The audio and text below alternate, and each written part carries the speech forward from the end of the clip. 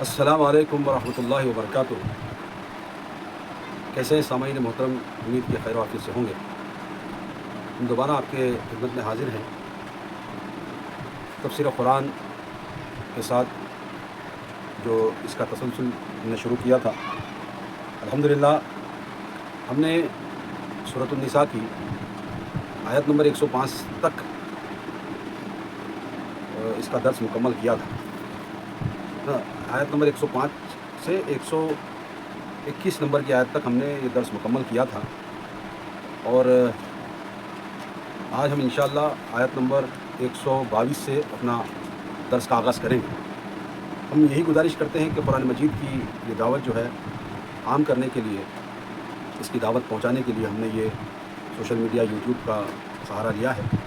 الحمدللہ آپ لوگوں کا اچھا رسپانس آ رہا ہے، اور زیادہ سے زیادہ ہمارے اس چینل کو سبسکرائب کریں اور آگے بڑھائیں اس دعوت کے کام کو، اس قرآن مجید کی دعوت کو سارے عالم میں پہنچائیں۔ یہ روزانہ کی عربی اردو بول چال میں، ہندی اور اردو بول چال کے اندر ہم نے یہ جو کام شروع کیا ہے، آپ آگے بڑھائیں اور ہمارے اس چینل کو سبسکرائب کریں۔ کامنٹ میں کوئی اگر آپ کو خدشہ ہے تو ضرور ہمیں لکھیں تاکہ ہم آپ کی جواب دے سکیں۔ آئیے شروع کرتے ہیں آج کا درس۔ اعوذ باللہ من الشیطان الرجیم، بسم اللہ الرحمن الرحیم۔ والذین آمنوا وعملوا الصالحات سندخلهم جنات تجری من تحتها الانہار خالدین فیہا ابدا وعد اللہ حقا ومن اصدق من اللہ قیلا۔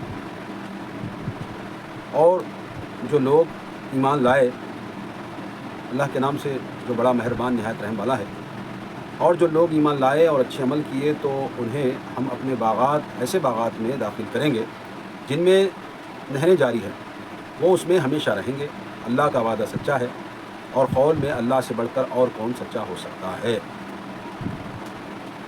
اللہ تبارک و تعالیٰ نے جو یہ وعدے کیے ہیں نا، وہ کن کے لیے ہے؟ کہ وہ ایمان لائیں اللہ پر، آخرت کے دن پر، اس کے رسولوں پر، اس کی کتابوں پر، اور نیک عمل کریں، اچھے عمل کریں، لوگوں کی اچھی عمل کی دعوت دیں، خود اچھے عمل کریں، تو ان کے لیے ایسے باغات ہیں جن میں نہریں جاری ہیں۔ اور یہ اللہ کہہ رہا ہے کہ یہ اللہ کا وعدہ ہے، ایسا کریں گے تو آپ اللہ تعالیٰ باغات میں داخل کرے گا، اور اللہ کے وعدے سے سچا وعدہ کس کا ہو سکتا ہے؟ یقیناً اللہ کا وعدہ سچا ہے، اور انشاءاللہ یہ ہو کر رہے گا۔ آگے اللہ فرماتا ہے لیسا بامانیکم ولا امانی اہل الکتاب من یعمل سوءا یجز بہ ولا یجد لہ من دون اللہ ولیا ولا نصیرا۔ نجات کا دار و مدار نہ تمہاری تمناؤں پر ہے اور نہ اہل کتاب کی تمناؤں پر۔ جو بھی برے کام کرے گا اس کی سزا پائے گا، اور اللہ کے سوا کسی کو اپنا حامی و ناصر نہ پائے گا۔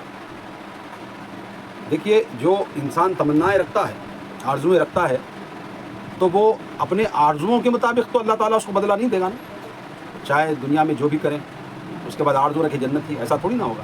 اس کے لیے اعمال کرنا پڑے گا۔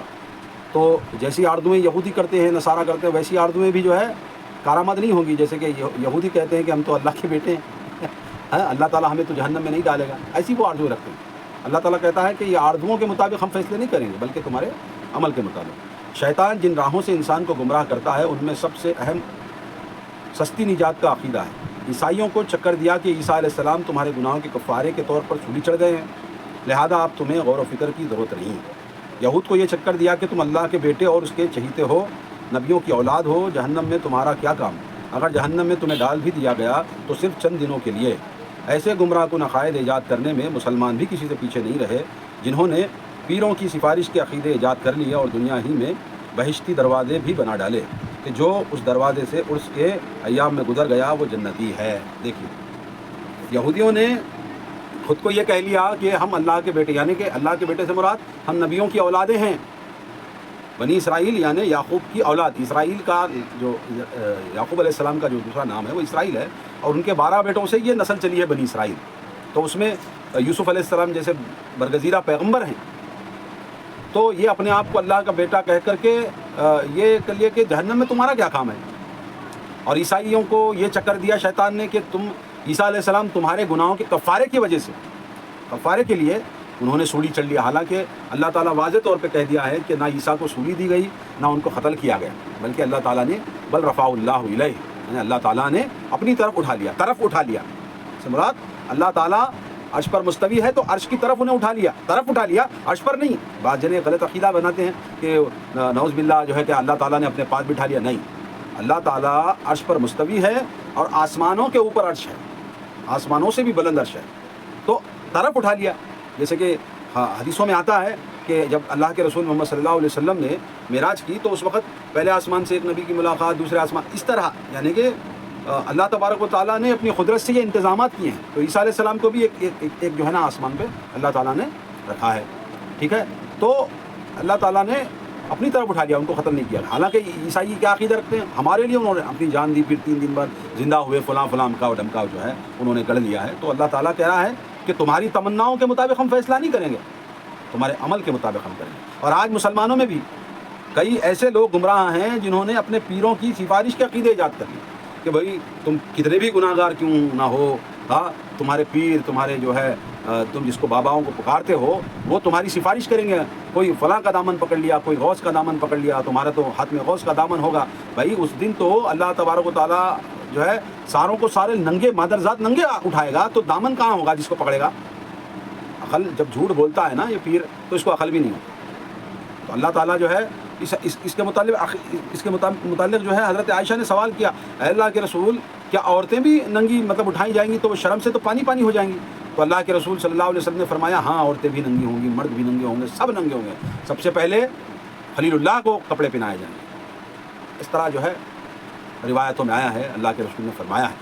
تو میں ان باباؤں سے سوال رکھتا ہوں کہ بھائی جس دن کسی کا دامن نہیں ہوگا تو کس کے دامن کو پکڑیں گے اور کون سفارش کرے گا؟ ہاں ایسے عقیدے، اور یہاں تک کہ اس جو ہے جوہلا گینگ نے، اس جاہل گینگ نے بہشتی دروازے بنا لیے کہ عرسوں کے موقع پر فلاں دروازے سے گزر جاؤ، یہ بہشتی دروازہ ہے، یہاں سے گزر جائیں گے تو تمہیں بہشت ملے گی، جنت ملے گی۔ نہیں، یہ سارے کی ساری تمنائیں ہیں۔ اللہ تبارک و تعالیٰ کھول کھول کے لیسا بامانیکم ولا امانی اہل الکتاب، یعنی کہ تم جیسے تمنا رکھتے ہو اس طرح اہل کتاب بھی تمنا رکھتے ہیں، نہ ہم تمہاری تمناؤں کے مطابق تمہارا فیصلہ نہیں کریں گے، نہ یہودی نصارہ کی تمناؤں کی طرف ان کا فیصلہ کریں گے۔ اللہ تبارک و تعالیٰ واضح طور پر بتا رہا ہے قرآن مجید میں، یہ قرآن سچا قرآن ہے۔ اب بھی تم باباؤں کو، پیروں فقیروں کو ماننے والوں کو عقل نہیں آتی کہ اللہ تبارک و تعالیٰ نے قرآن مجید میں کہاں کیا لکھا ہے، کیا فرمایا ہے، پھر بھی تم پڑے ہو ان ننگے دھڑنگے باباؤں کے پیچھے۔ ڈرو اللہ سے ڈرو، اور روز آخرت کوئی کسی کا سفارشہ نہیں کرے گا، اللہ جو ہے اللہ جسے چاہے جو ہے اپنے فضل سے، اپنے رحم سے اللہ تعالیٰ جنت میں ڈالے گا، ورنہ تمہارے عمل، تمہاری یہ ساری چیزیں جو ہے نا دھری کی دھری رہ جائیں گی، تمہیں جو ہے صرف اللہ کی رحمت ہی جو ہے جنت میں ڈال سکتی ہے۔ آگے اللہ فرماتا ہے وَمَن يَعْمَلْ مِنَ الصَّالِحَاتِ مِن ذَكَرٍ وَأُنثَىٰ وَهُوَ مُؤْمِنٌ فَأُولَٰئِكَ يَدْخُلُونَ الْجَنَّةَ وَلَا يُظْلَمُونَ نَقِيرًا، اور جو کوئی اچھا کام کرے گا خواہ مرد ہو یا عورت اور وہ ایمان لانے والا ہو تو ایسے ہی لوگ جنت میں داخل ہوں گے اور ان کی ذرہ بھر بھی حق تلفی نہیں کی جائے گی۔ نفیزہ کے معنی کھجور کی گٹھلی کا شگاف ہے، یعنی کہ اللہ تبارک و تعالیٰ کہہ رہا ہے کہ کھجور کی گٹھلی کی شاہ، وہ جو جھلی ہوتی ہے نا، اس کے برابر بھی اللہ تبارک و تعالیٰ تمہارے سے ناانصافی نہیں کرے گا، بلکہ مرد ہو یا عورت تمہیں پورا انصاف اللہ تبارک و تعالیٰ دے گا جو تم عمل کر کے آئے ہو۔ تمناؤں پر پیچھے بھاگنے والی قوم سدھر جاؤ، ان پیروں فقیروں ان باباؤں کے پیچھے کچھ نہیں پڑا ہوا ہے، یہ سب گورکھ دھندے ہیں، یہ پیٹوں کے جہنم کو بھرنے والی یہ ایجاد کر دیا ڈسکوری ہے یہ۔ لہذا ایک اللہ کی عبادت کرو، اسی کا مانو، اس کے رسول کی اتباع اور پیروی کرو۔ آگے اللہ فرماتا ہے وَمَنْ أَحْسَنُ دِينًا مِّمَّنْ أَسْلَمَ وَجْهَهُ لِلَّهِ وَهُوَ مُحْسِنٌ وَاتَّبَعَ مِلَّةَ إِبْرَاهِيمَ حَنِيفًا وَاتَّخَذَ اللَّهُ إِبْرَاهِيمَ خَلِيلًا۔ اللہ فرماتا ہے اور اس شخص سے کس کا دین بہتر ہو سکتا ہے جس نے اللہ کے سامنے اپنا سر تسلیم خم کر دیا ہو اور وہ نیکوکار بھی ہو اور یکسو ہو جانے والے ابراہیم علیہ السلام کے طریقے کی اتباع کر رہا ہو اور جسے اللہ نے اپنا مخلص دوست بنا لیا تھا۔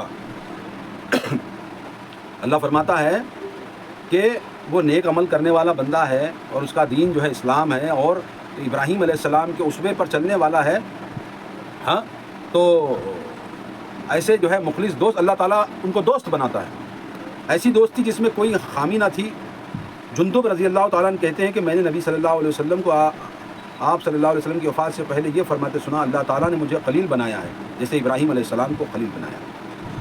اللہ تعالیٰ نے حضرت ابراہیم علیہ السلام کو خلیل اللہ کا لقب دیا ہے، تو اللہ کے رسول صلی اللہ علیہ وسلم نے کہا، حاکم کی یہ روایت ہے اور یہ بہت بڑا اعزاز ہے ہاں جو ابراہیم علیہ السلام کو ملا. اللہ تعالیٰ نے ابراہیم علیہ السلام کو انسانیت کا امام بنایا. یہودی عیسائی مسلمان سب انہیں اپنا امام تسلیم کرتے ہیں. بنی نوع انسان کی امانت کا منصب ابراہیم علیہ السلام کو ایسے ہی نہیں مل گیا، بلکہ آپ کی پوری زندگی سن شعور سے لے کر مرتے دم تک قربانیوں ہی سے بھرپور تھی.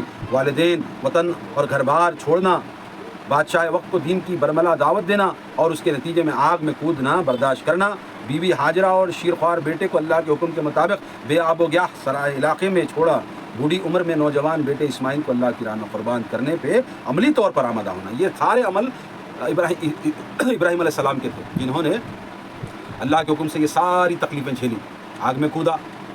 ہاں بادشاہ وقت کے سامنے آج چھوٹے چھوٹے چودھریوں سے کے ڈرانے سے ڈر جا کر کے اپنے دین و مذہب پر جو ہے کمپرومائز کر لینے والے لوگوں، کیا ابراہیم علیہ السلام کا اسوہ حسنہ تم نے نہیں دیکھا کہ انہوں نے وقت کے نمرود کے سامنے برملا توحید کی دعوت دی. تیرے ان بتوں میں کچھ نہیں رکھا، جو ہی ہے اللہ تعالیٰ ہی ہے میرا حامی و ناصر، اور اسی کی عبادت میں کرتا ہوں اور سارے انسانوں کو اسی کی عبادت کرنا چاہیے. دعوت نہیں دی، دعوت دی. آج ہم چھوٹے چھوٹے منصبوں والوں سے ڈر کر کے اللہ کے دین کی، اللہ کی وحدانیت کی، توحید کی دعوت دینا بھول گئے. بس چاپلوسی اور یہ ساری چیزوں میں لگ گئے کہ بھائی میرا بیڑا کیسے پار ہو جائے دنیا میں. یہ دنیا عارضی ہے میرے بھائی، دنیا چند روز والی دنیا ہے. ایک دن دنیا یہ ختم ہوگی اور دوبارہ جب دنیا سے اللہ تعالیٰ اٹھائے گا قیامت کے دن میں، کوئی چودھری، کوئی سیٹ، کوئی منسٹر، کوئی بیرسٹر تمہارا ساتھ نہیں دے گا میرے بھائی. کوئی بابا کسی کا دامن تمہارے ہاتھ میں نہیں آئے گا. کوئی کسی کے دامن، ان کے دامن ہی خود نہیں ہوں گے. وہ خود اپنے ہائے نفسی میں پڑے ہوں گے. وہ کسی کا کیا بخشوائیں گے میرے بھائی. تو توبہ کرو، ان جو ہے یہود و نصارہ والے عقیدوں سے توبہ کرو اور اللہ کے دین کو سمجھو اور اللہ کے دین پر عمل کرو. آگے اللہ فرماتا وَلِلَّهِ مَا فِي السَّمَاوَاتِ وَمَا فِي الْأَرْضِ وَكَانَ اللَّهُ بِكُلِّ شَيْءٍ مُحِيطًا. جو کچھ آسمانوں اور زمین میں ہے سب اللہ تعالیٰ ہی کا ہے اور اللہ تعالیٰ ہر چیز کا احاطہ کیے ہوئے. وَيَسْتَفْتُونَكَ فِي النِّسَاءِ قُلِ اللَّهُ يُفْتِيكُمْ فِيهِنَّ وَمَا يُتْلَى عَلَيْكُمْ فِي الْكِتَابِ فِي يَتَامَى النِّسَاءِ وَاللَّاتِي لَا تُؤْتُونَهُنَّ مَا كُتِبَ لَهُنَّ وَتَرْغَبُونَ أَن تَنكِحُوهُنَّ وَالْمُسْتَضْعَفِينَ مِنَ الْوِلْدَانِ وَأَن تَقُومُوا لِلْيَتَامَى بِالْقِسْطِ وَمَا تَفْعَلُوا مِنْ خَيْرٍ فَإِنَّ اللَّهَ كَانَ بِهِ عَلِيمًا. لوگ آپ سے عورتوں کے بارے میں فتویٰ پوچھتے ہیں، کہہ دیجئے کہ ان کے بارے میں اللہ تعالیٰ تمہیں فتویٰ دیتا ہے اور اس بارے میں وہ احکام بھی جو یتیم عورتوں سے متعلق ہے اس کتاب میں پہلے سے تمہیں سنائے جا چکے ہیں کہ ان کے مقررہ حقوق تو تم دیتے نہیں، یعنی میراث وغیرہ تم دیتے نہیں، اور ان سے نکاح کرنے کی رغبت رکھتے ہو، اور ان بچوں کے بارے میں بھی جو ناتواں ہیں.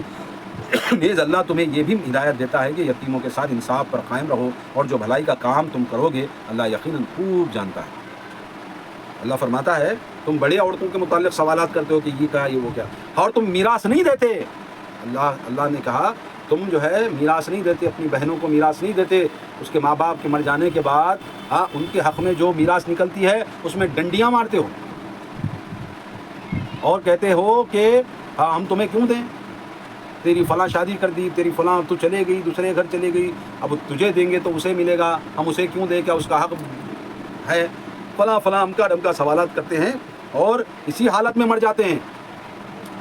باپ کی ماں کی جائیداد ہے جس میں وارثوں کا حق ہے، یعنی وارث کون بنے گا، جو اس کی اولاد ہے، بیٹا یا بیٹی.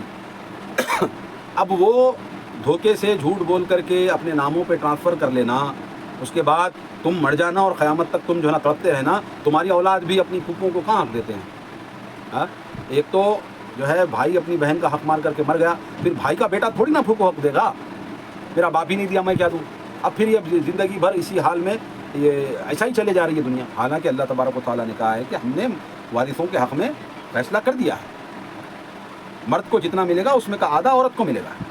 یہ مقررہ حق ہے، یہ تو تم نہیں دیتے. بڑے سوالات کرتے ہو کہ وہ کرے تو کیسا، یہ کرے تو کیسا. تو اللہ تعالیٰ وہی بول رہا ہے کہ میں پہلے بھی ان کے متعلق احکامات بیان کیے جا چکے ہیں سورۃ النساء کے اندر.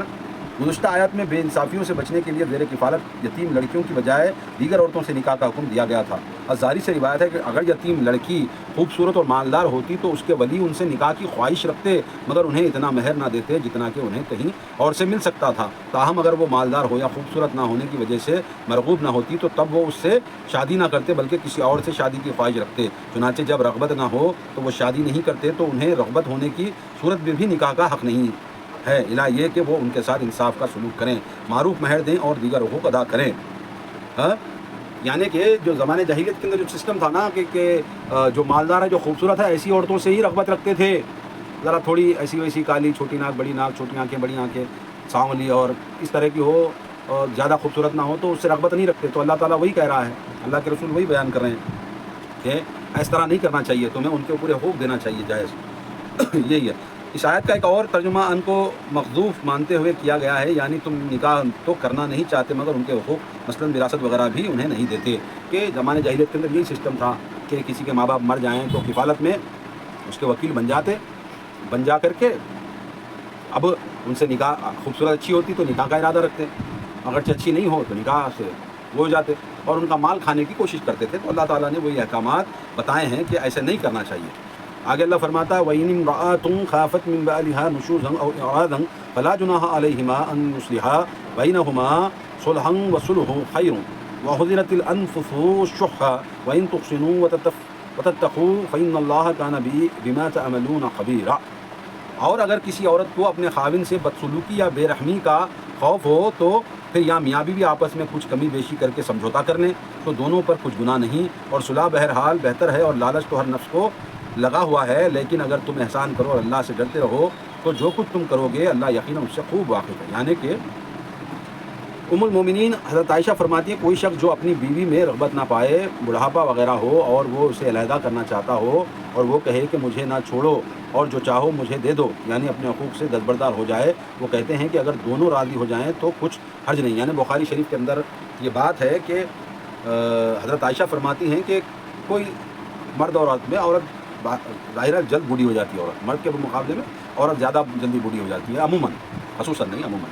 تو اگرچہ بہت زیادہ بوڑھی ہو جانے کے بعد اب اس میں وہ رغبت نہیں رکھتا نا مرد، اس کے اندر شہوت وہ نہیں آتی، رغبت نہیں رکھتا، اس کے پاس جانا پسند نہیں کرتا، تو اگرچہ کوئی باہمی رضامندی سے عورت اپنے حقوق یعنی کہ ٹھیک ہے بھائی کوئی مسئلہ نہیں ہے، مجھے چھوڑ مت، ہاں مجھے میرا نفقہ دیتے جا اور تو رہ جا اور تو دوسری کر لے وغیرہ، جو بھی ان کے آپس میں میاں اور بیوی کا سمجھوتا ہو جائے تو دونوں پر کوئی گناہ نہیں ہے.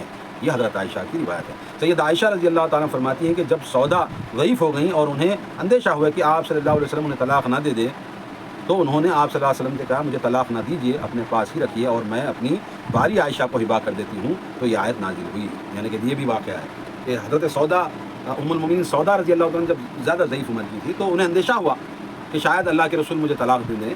تو انہوں نے یہ ظاہر کیا کہ اللہ کے رسول مجھے جو ہے میری باری میں حضرت عائشہ کو دے دیتی ہوں، مجھے طلاق نہ دیں، میں آپ ہی کی زوجیت میں رہنا چاہتی ہوں.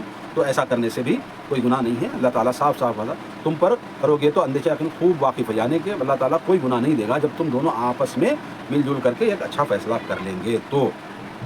اور آگے جو ہے یہاں لالچ سے مراد صرف مال ہی کا لالچ نہیں ہے بلکہ اس میں تمام مرغوبات نفس شامل ہے. یعنی اگر عورت اپنے خاوند کی پسند کو ملحوظ رکھے گی تو یقیناً مرد کا دل بھی نرم ہوگا اور صلح کے امکانات روشن ہو جائیں گے. یعنی کہ اس میں عورت کا زیادہ جو ہے اس میں رول ہے کہ اگرچہ عورت خاوند ناپسند کر رہا ہو تو خود اس کی دلجوئی کے لیے عورت جو ہے کوشش کرے مرد کو جو ہے منوا لے، تو یہ یعنی کہ اس کو سمجھا لے بجھا لے، تو آپس میں رضامندی کے ساتھ اگرچہ زندگی گزارے، صلح کر لے، نرم ہو جائیں دونوں بھی، تو جو ہے نا بہتر بات ہے اور امکانات روشن ہو جائیں گے، اچھے حالات بن جائیں گے، دونوں میں بگاڑ نہیں آئے گا.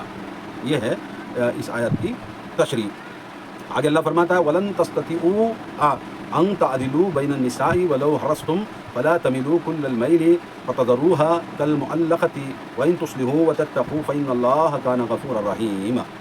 اگر تم اپنی بیویوں کے درمیان کما حقہ عدل کرنا چاہو بھی تو ایسا ہرگز نہ کر سکو گے، کہ لہذا یوں نہ کرنا کہ ایک بیوی کی طرف تو پوری طرح مائل ہو جاؤ اور باقی کو لٹکتا چھوڑ دو. اور اگر تم اپنا رویہ درست رکھو اور اللہ سے ڈرتے رہو تو بلا شبہ اللہ بخشنے والا اور رحم کرنے والا. یعنی کہ یہ اعتراض ہوتا ہے کہ قرآن مجید ایک طرف تو تعدد ازواج کے لیے عدل کی شرط مقرر کرتا ہے، دوسری جانب عملاً اسے ناممکن قرار دے کر اسے یاد منسوخ کر دیتا ہے. حقیقت میں عدل کا حکم ان امور میں ہے جو کہ انسان کے بس میں ہو. معلقہ ایسی بیوی ہے جس کی طرف خاوند کا کوئی رجحان نہ ہو اور وہ عملی طور پر خاوند کے بغیر ہی ہو. سید عائشہ فرماتی ہیں کہ آپ کا یہ دستور تھا کہ عصر کے بعد تمام ازواج کے ہاں جایا کرتے تھے. بخاری شریف کے اندر یہ روایت ہے. یعنی کہ انسان رغبت یعنی کہ ذرا ایک ضعیف العمر ہے، تھوڑی اتنی اچھی نہیں ہے، بیویاں 4 ہیں تو دوسری بیوی زیادہ اچھی لگ رہی ہے تو مائل اس کی طرف ہو جا رہے ہو. اور یہ بات اللہ تعالیٰ وضاحت کے ساتھ کہہ رہا ہے کہ اے انسان تو کمزور پیدا کیا گیا ہے، تو لہذا تو جس طرح میں حکم دے رہا ہوں اس طرح بھی عمل نہیں کر سکے گا، تو لہذا کوشش تو کرے کہ بیویوں کے ساتھ انصاف کرنے کی، مگر اللہ کہتا ہے کہ تم نہیں کر سکو گے. ہاں، مگر ایسا بھی نہیں کرنا چاہیے کہ کسی کو جو ہے نا لٹکتا چھوڑ دے، بالکل اسی کے پاس جائے نہیں. اب مہینہ 2 مہینے ہو رہا ہے، وہ بیوی کی طرف دیکھ نہیں رہا ہے، بس اب یہی بیوی کو لے کر کے پڑا ہے. اس طرح نہیں کرنا ہے. اللہ تعالیٰ اس سے بھی حکم دے رہا ہے کہ ایسا نہیں کرنا چاہیے، بلکہ کوشش کرنا چاہیے حتی الامکان سب میں انصاف کرے. 2 بیویاں ہیں تو جمعرات سے جمعرات تک کی باری رکھ لی جائے. یہ جمعرات سے آنے والی جمعرات تک، اب جمعرات شروع ہوئی، بیوی کن چلے گئے، دوسری جمعرات تک ایک بیوی کے پاس رہے، پھر اگلی جمعرات سے پھر اگلی بیوی کے پاس رہے. اس طرح سے ایک ہفتہ ہر بیوی کے پاس ٹائمنگ سیٹ کر لے اور سب میں انصاف کرے. انصاف زیادہ تر یہی ہوتا ہے. اب اتنا نہیں کہ اب ایک بیوی کم کھانے والی ہے تو دوسری بیوی زیادہ کھانے والی ہے، اب ہاں بھائی ایک بیوی کو زیادہ کھلا رہا ہے ایک بیوی کا، اس طرح نہیں ہے. عدل انصاف زیادہ تر زوجیت کے معاملے میں ہی آتا ہے کیونکہ کسی کا دل توڑنا نہیں چاہیے. ہاں، تو عدل باری کے متعلق ہی زیادہ عدل کے متعلق باتیں، ورنہ جس کے گھر میں جو میسر ہے وہ کھا لیتے ہیں، جس کو جتنا لگتا ہے وہ کھا لیتے ہیں. کچھ لوگ جو ہے نا اتنا بڑا ہوا کھڑا کر چکے ہیں کہ بیویاں زیادہ ہو تو بھائی ایک کدو لائے گا تو دونوں میں آدھا کر کے، اس کو آدھا کدو اس کا آدھا کدو، ایک کیلا لائے گا تو آدھا کیلا اس کو. اس طرح کی بات نہیں ہے. ان کو راضی رکھنا، جس طرح یہ بیوی راضی ہے تو اس طرح دوسری بیوی بھی راضی ہے، اس کو انصاف کہتے ہیں. ٹھیک ہے. اب کوئی زیادہ کھانے والی ہے تو کوئی کم کھانے والی ہے تو انصاف کیسا ہوگا؟ اس طرح نہیں کرنا چاہیے. یہ بس شادیوں کو، تعدد ازواج کو ہارڈ بنانے کے لیے کچھ جھگڑا نے اس طرح کی باتیں رکھی کہ آدھا تربوز دونوں کو کاٹ کر دیں. نہیں، اس طرح کا کہیں پر بھی نہیں لکھا ہے. جہاں تک میری اگرچہ لکھا ہے تو کسی کو بتانا ہے تو آئیے بتائیے، ہم اپنی بات درست کرتے ہیں. اصل تعلق تو باری کے متعلق ہی ہے. اکثر جو ہے عورتوں میں جھگڑا فساد باری کو لے کر ہی ہوتا ہے کہ یہ ہفتے سے یہ ہفتے تک میرے پاس آنے کی بات تھی تو یہ ہفتے کو وہ کیوں نہیں آیا. تو وہ اس کا حق تھا، اس بیوی کا حق تھا کہ جمعرات کی رات یا جمعے کی صبح جیسے بھی ہو وہ اس کے پاس آ جائے جس کی باری ہے. تو ہفتہ 7 دن یہاں، 7 دن وہاں، 7 دن وہاں، 7 دن وہاں، اس طرح کرے گا تو پورا مہینہ 7 14 دن، 14 28 29 دن. اتنا تو مہینہ ہوتا ہے نا، وہ 29 کا ہوتا ہے یا 30 کا ہوتا ہے. تو اس طرح 4 بیویوں کی تقسیم 7 دن کر کے تقسیم کر کے سسٹم بنانا یہ بہتر ہے، اور قرآن و حدیث کے مطابق اس طرح کرنا چاہیے. جس کی 4 بیویاں ہیں، جس کی 3 ہیں تو اسی طرح 7 دن جو بھی طے کر لیں، یا 10 دن، تو 10 دن بھی زیادہ طویل ہو جائے گا. ایک ہفتہ جمعہ سے جمعہ، اگلی جمعہ سے جمعہ، جمعرات سے جمعرات، اس طرح کا سسٹم بنا کر کے اپنی بیویوں کے اندر انصاف کریں. یہی بہترین زندگی گزارنے کا نسخہ ہے. آگے اللہ فرماتا ہے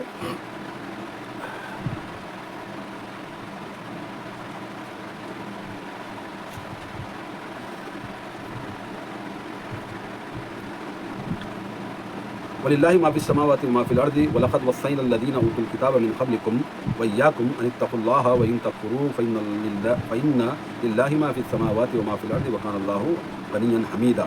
جو کچھ ارض و سماوات میں ہے سب اللہ ہی کا ہے. تم سے پہلے اہل کتاب کا ہم نے تاکیدی حکم دیا تھا کہ اور تمہارے لیے بھی یہ حکم ہے کہ اللہ سے ڈرتے رہو، اور اگر تم کفر کرو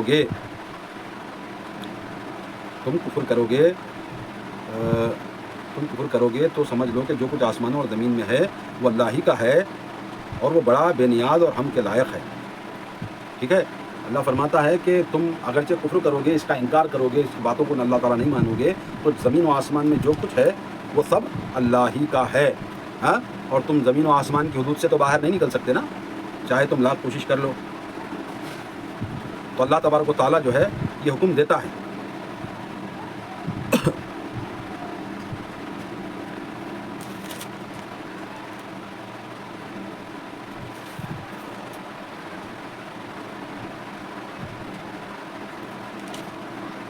آگے اللہ فرماتا ہے وَإِنِ امْرَأَةٌ خَافَتْ مِنْ بَعْلِهَا نُشُوزًا أَوْ إِعْرَاضًا فَلَا جُنَاحَ عَلَيْهِمَا أَنْ يُصْلِحَا بَيْنَهُمَا صُلْحًا وَصُلْحُ خَيْرٌ وَأُحْضِرَتِ الْأَنْفُسُ الشُّحُّ وَإِنْ تُحْسِنُوا وَتَتَّقُوا فَإِنَّ اللَّهَ كَانَ بِمَا تَعْمَلُونَ خَبِيرًا.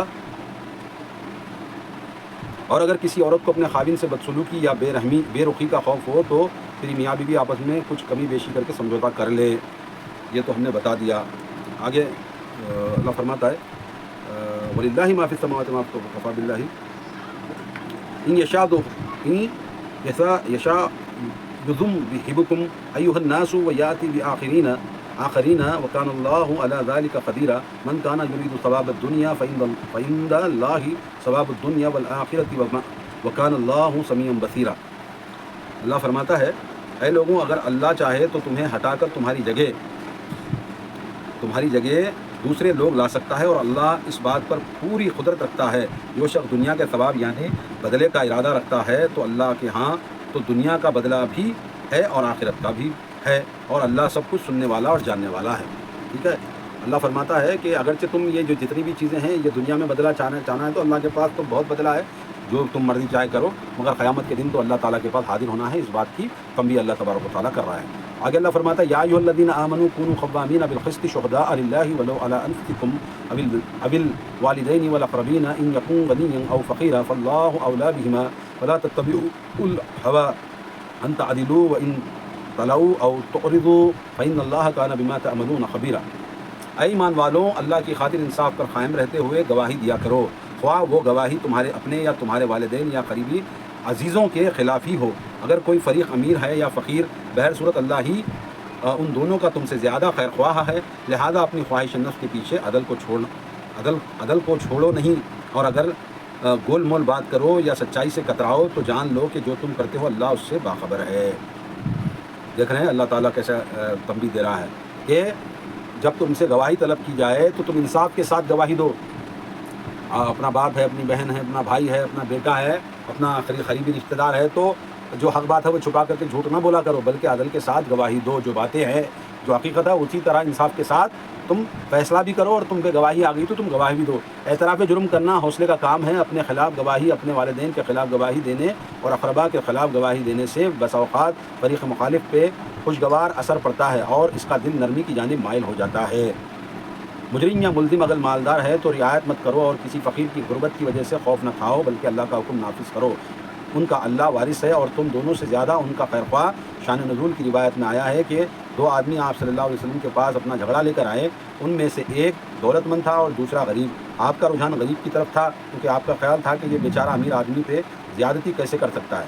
اس پر یہ آیت نازل ہوئی، یعنی کہ یہ جو انصاف کی بات اللہ تعالیٰ تنبیہ کر رہا ہے تو اللہ تبارک و تعالیٰ نے یہ آیت نازل کر کے کہا کہ جو بھی تم فیصلہ کرو گے انصاف کے ساتھ فیصلہ کرو۔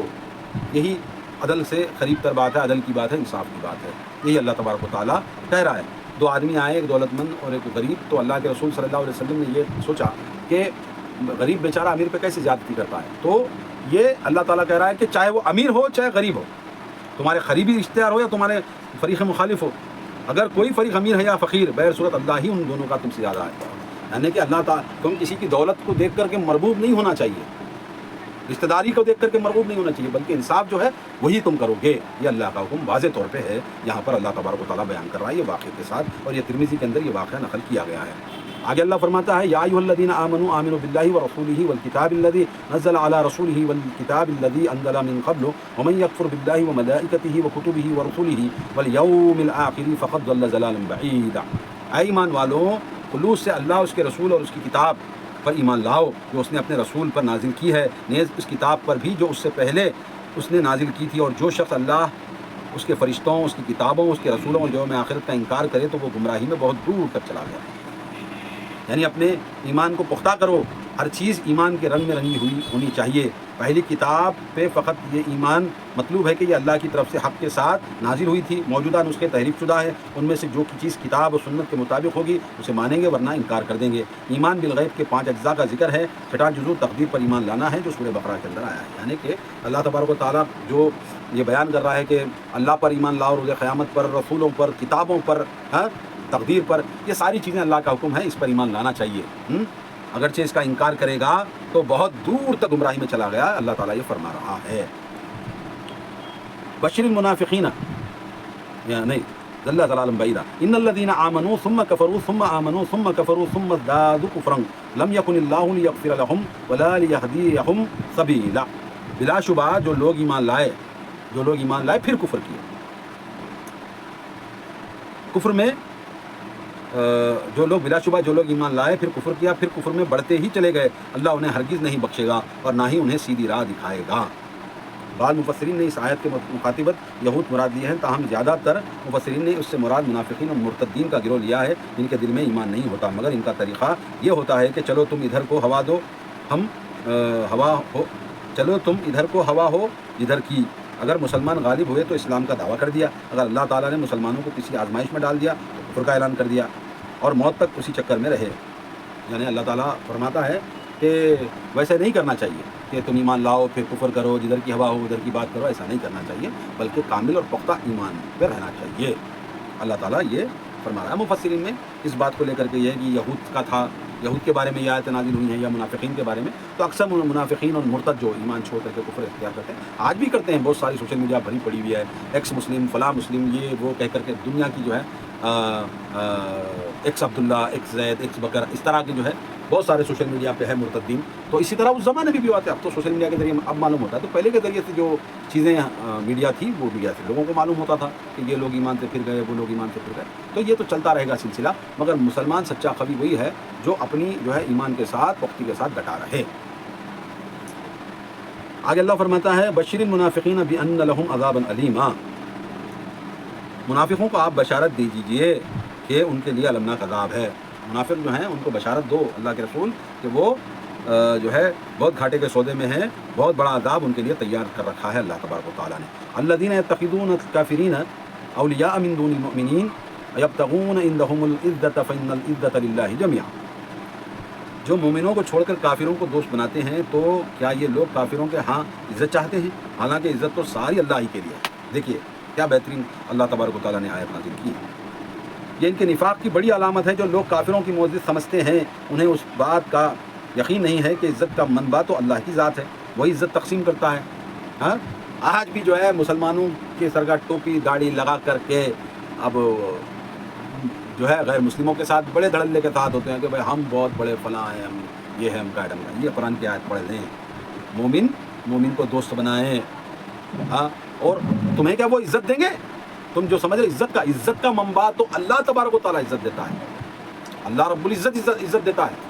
وَتُعِزُّ مَن تَشَاءُ وَتُذِلُّ مَن تَشَاءُ بِيَدِكَ الْخَيْرُ إِنَّ اللَّهَ عَلَىٰ كُلِّ شَيْءٍ قَدِيرٌ، اللہ تعالیٰ دینے والا ہے عزت و ذلت۔ تو لہذا کافروں میں اپنے آپ کو معزز بنانے کے لیے تم جو ہے یہ کفر کی باتیں، یہ منافقوں کی باتیں اس طرح کرتے ہو۔ آج بھی سوشل میڈیا پہ بڑے بڑے ہوئے نیوز چینلوں پر کہ مسلمانوں کے آ کر مسلمان کا حلیہ بنا کر کے مسلمانوں کے خلاف بولتے ہیں، ہاں، اور اسلام کو ٹارگٹ کرتے ہیں۔ تو ایسا نہیں کرنا چاہیے، رولز کو فالو کریں۔ ہاں آپ کو اسلام اچھا نہیں دکھ رہا کوئی بات نہیں، آپ مت عمل کریں۔ آپ کو روزہ اچھا نہیں دکھ رہا تو روزہ نہ رہیں، تمہیں زبردستی کوئی کرتا ہے؟ دنیا میں آج آزادی ہے، یہاں پر کون سی شرعی حکومت ہے کہ اگرچہ کوئی روزہ نہیں رکھا تو اس کو جا کر کے اس کو حد نافذ ہو، کوئی نماز نہیں پڑھا تو اس کے حد نافذ ہو؟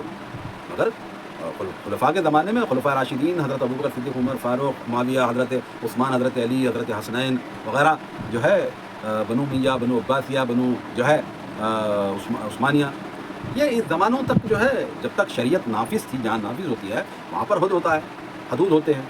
جہاں پر نافذ نہیں ہے تو جس طرح حکومت انتظامات رکھتی ہے اسی انتظامات کے ساتھ زندگی گزارنا چاہیے۔ یہ نہیں کہ تمہیں پسند نہیں ہے تو اب جس کو پسند ہے اس کو تم برا کہہ رہے ہو، تو اس کا ڈیموکریٹک رائٹ ہے، میرا رائٹ ہے کہ میں جو ہے آزاد ہندوستانی، آزاد انڈین ہوں، آزاد بھارتی ہوں، تو مجھے نماز اچھی دکھتی ہے تو میں نماز پڑھوں گا 5 وقت۔ تم کون ہو نہیں پڑھنے بولنے والے؟ اگرچہ کوئی نہیں پڑھتا ہے تو میں کون ہوتا ہوں اس کو زبردستی کرنے والے؟ تو پڑھنا ہی چاہیے، ایسا تو سسٹم نہیں ہے۔ مگر آ کر کے بس اسلام پر نکتہ چینی کرنا، اسلام پر بولنا، اسلام کے خلاف پروپیگنڈا کرنا کہ اسلام ایسا ہے، اسلام ویسا ہے، تو یہ تمہارا حق نہیں ہے، تم نہیں بلیم کر سکتے۔ ہم کسی پر بلیم کر رہے ہیں؟ اللہ تعالیٰ قرآن مجید میں واضح طور پر ہے کسی کے معبودوں کو برا مت کہو، وہ وعدہ یہ کہ وہ اللہ تعالیٰ کو جو ہے برا کہے، یہ صاف صاف قرآن مجید میں ہے۔ ہاں، تمہارا دین تمہارے ساتھ، ہمارا دین ہمارے ساتھ، تم اپنے دین پر شان کے ساتھ عمل کرو، ہم اپنے دین پر عمل کریں گے۔ جب قیامت کا دن ہوگا، یعنی کہ اگر تم اس پر ایمان رکھتے ہو تو بھی تم قیامت کے دن ہمارے ایمان کے مطابق وہاں پر حاضر ہوگے، ہم بھی وہاں پر حاضر ہوں گے۔ جب دونوں ایک دوسرے کو دیکھ لیں گے، ترازو جو ہے جب ڈالا جائے گا تو اعمال تولے جائیں گے۔ یہ ہمارا عقیدہ ہے۔ تم کون ہوتے ہو ہمارے عقیدے کو تم یہ کہنے والے کہ ایسا مت کرو، یہ ایسے لوگ ہیں، وہ ایسا کرتے ہیں، ایسا کرتے ہیں، زیادہ شادیاں کرتے ہیں، زیادہ بچے پیدا کرتے ہیں، ایسی باتیں جو ہے الزامی طور پر ہم کو بولتے ہو، تو ہم تو قرآن مجید کے مطابق زندگی گزارنے کا ہمارا حق ہے۔ ہم یہ جو ہے قرآن مجید، احادیث رسول، اسلام، اس پر ہمیں پورا حق ہے کہ ہمارا یہ فنڈامنٹل رائٹس ہے، ہم اس پر عمل کرتے ہیں۔ تم مت عمل کرو، ہم تمہیں نہیں بولتے کہ زبردستی تم اس پر عمل کرو، تمہارا جو دین ہے اس پر عمل کرو۔ ہم روک رہے ہیں کہ مت کرو، ہم نہیں روک رہے، تو تم کیوں بولتے ہو؟ یہ میرا سوال ہے۔ آگے اللہ فرماتا ہے وَقَدْ نَزَّلَ عَلَيْكُمْ فِي الْكِتَابِ أَنْ إِذَا سَمِعْتُمْ آيَاتِ اللَّهِ يُكْفَرُ بِهَا وَيُسْتَهْزَأُ بِهَا فَلَا تَقْعُدُوا مَعَهُمْ حَتَّى يَخُوضُوا فِي حَدِيثٍ غَيْرِهِ إِنَّكُمْ إِذًا مِثْلُهُمْ إِنَّ اللَّهَ جَامِعُ الْمُنَافِقِينَ وَالْكَافِرِينَ فِي جَهَنَّمَ جَمِيعًا۔ اللہ اپنی کتاب میں تمہارے لیے حکم پہلے نازل کر چکا ہے کہ جب تم سنو کہ آیات الہی کا انکار کیا جا رہا ہے اور ان کا مذاق اڑایا جا رہا ہے تو ان کے ساتھ مت بیٹھو، حتیٰ کہ یہ لوگ کسی دوسری بات میں لگ جائیں، ورنہ تم بھی اس وقت انہی جیسے ہو جاؤ گے۔ بلا شبہ اللہ تعالیٰ تمام منافقوں اور کافروں کو جہنم میں جمع کرنے والا ہے۔ یہ اشارہ سورۃ الانعام میں نازل ہونے والے حکم سے متعلق ہے۔ دین کا مذاق ہو رہا ہو تو لازماً اس کا رد کیا جائے، ورنہ کم از کم وہ محفل ہی چھوڑ دی جائے۔ اگر یہ بھی نہ ہو تو پھر وہ اور تم برابر ہو۔ ابو موسیٰ اشعری رضی اللہ تعالیٰ عنہ سے روایت ہے کہ آپ صلی اللہ علیہ وسلم نے فرمایا کہ اچھے اور برے ساتھی کی مثال ایسی ہے جیسے خوشبو فروخت کرنے والا اور لوہار کی بھٹی دھونکنے والا۔ خوشبو فروخت کرنے والا آپ کو کچھ خوشبو ہدیہ کر دے گا، یا تم اس سے خرید لو گے یا آپ کو اس سے خوشبو آئے گی، جبکہ لوہار یا تو بھٹی سے آپ کے کپڑے جلا دے گا یا آپ کو بدبو آئے گی۔ صحیح بخاری کے اندر یہ روایت موجود ہے، یعنی کہ جہاں پر اسلام کا دین کا مذاق اڑایا جا رہا ہے وہ محفل میں نہیں بیٹھنے کا حکم ہے، اگرچہ بیٹھ بھی ہو تو ان سے ہٹ جاؤ بازک، یہی حکم ہے۔ مگر آج سوشل میڈیا بھری پڑی ہوئی ہے، اسلام کا مذاق اڑاتے اڑاتے لوگ اب اس میں اپنے آپ کو عبداللہ عبد الرحمن کہہ لیتے ہیں، نام رکھ لیتے ہیں، فلاں کا امام، یہاں کا امام، یہاں کی ایسوسیشن کا بڑا ہوں، وہاں کا، مگر خوب اسلام کی ٹھکائی جہاں ہوتی ہے نا تو وہاں پر بیٹھے ہوئے رہتے ہیں اور اپنا جہنم، اللہ تعالیٰ کیا کہہ رہا ہے، جہنم میں جمع کرنے والا ہے، ایسے منافقوں کو بھی اور ایسے کافروں کو بھی جو انکار کرتے ہیں۔ کافر کا مطلب وضاحت سے سن لے کہ کوئی حکم ہے، اس حکم کو انکار کرنے والے کو کافر کہتے ہیں۔ سمجھ رہے ہو میرے بھائی، سمجھ جاؤ، کافر کوئی بہت بڑا ہوا نہیں ہے، یہ قرآن مجید ہے، اس کا اگرچہ کوئی انکار کرتا ہے تو قرآن کا کافر ہو گیا، وہ انکاری ہو گیا۔ انکار کرنے والے کو جو ہے کافر کہتے ہیں، جو مطلب جو مانتا ہے اس کو مسلمان، جو انکار کرتا ہے اس کو کافر۔ بس اب کافر کافر کافر کہہ کر کے جو ہے اس کو گالی مت سمجھ جاؤ، یہ کوئی گالی نہیں ہے بلکہ یہ لقب ہے انکار کرنے والا۔ کفر سے مراد انکار کرنا، نہیں مانتے تو نہیں مانو بھائی، کوئی چیز ہے کسی چیز کو سمجھ میں نہیں آ رہی اس کا انکار کرنا۔ اب مجھے کسی کی بنائی ہوئی دوا مجھے سمجھ میں نہیں آ رہی، وہ بھاگ کر کے بنا کر کے یہ شدھ ہے، فلاں ہے، امکا ہے، ڈمکا ہے، اب میں اس چیز کا انکار کر رہا ہوں، بالکل یہ مجھے نہیں چلتی ہے یہ دوائی، میری مرضی، تو میں نے اس چیز کا رد کیا، انکار کیا، کفر کیا اس کی بات کا، میں اس کی بات کو تسلیم نہیں کیا، اس کو کہتے ہیں کفر کرنا، اور ایسا کرنے والا کافر ہوگا۔ اب میں وہ دوائی کا کافر ہو گیا نا، وہ نسخے کا کفر کر دیا میں نے۔ اب وہ کوئی نسخہ بنایا، وہ کہا کہ اس سے یہ کم، میں نہیں مانتا، اس سے کچھ کم نہیں ہوتا بلکہ اس سے نقصان ہوتا میرے دل میں جائے، تو میں نے اس دوائی کا انکار کیا۔ اسی طرح کافر ہے کوئی چیز کو انکار کرنے والے کو کہتے ہیں، کوئی بہت بڑی گالی نہیں ہے، گالی نہیں سمجھنا چاہیے۔ بہرحال اللہ تبارک و تعالیٰ سے دعا ہے کہ اللہ تبارک و تعالیٰ ہم سب کو ایمان و اسلام کے ساتھ زندگی گزارنے کی اللہ تعالیٰ توفیق دے۔ ہم نے الحمدللہ آج اللہ کے فضل و کرم سے، اللہ کی توفیق سے آیت سورۃ النساء آیت 122 سے شروع کر کے الحمدللہ 140 تک ہم نے آج درس دے دیا ہے۔ الحمدللہ اللہ کا شکر ہے، اللہ تبارک و تعالیٰ جو ہے ہم سے یہ کام دے رہا ہے۔ آپ بھی اس کام میں جڑ جائیں، ہمارے اس یوٹیوب چینل کو سبسکرائب کریں اور لائک کریں اور شیئر کریں جہاں تک ہو سکے ان باتوں کو۔ دعوت کی غرض سے یہ قرآن مجید کی دعوت دینا آپ پر بھی فرض ہے، صرف ہمارے پر نہیں، سب پر ہے فرض، جو بھی اللہ اور اس کے رسول کو مانتے ہیں ان سب پر فرض ہے، تو لہٰذا اس بات کی دعوت آپ بھی دیں، اس طرح کا کریں۔ یہ سوشل میڈیا آسان ذریعہ ہے، آج الحمدللہ اس گئے گزرے دور میں اللہ تبارک و تعالیٰ نے اس سے بھی اللہ تعالیٰ کام دے رہا ہے، تو اللہ تعالیٰ ہماری اس کاوشوں کو قبول فرمائے، دعا کریں آمین۔ اور ہمارے چینل کو سبسکرائب کریں، لائک کریں، شیئر کریں، اور کوئی اگر اشکال ہے، کچھ پوچھنا ہے سوال، تو ضرور کامنٹ باکس میں آ کر کے پوچھیں۔ مجھے اگلی نشست تک اجازت دیں۔ السلام علیکم ورحمۃ اللہ وبرکاتہ۔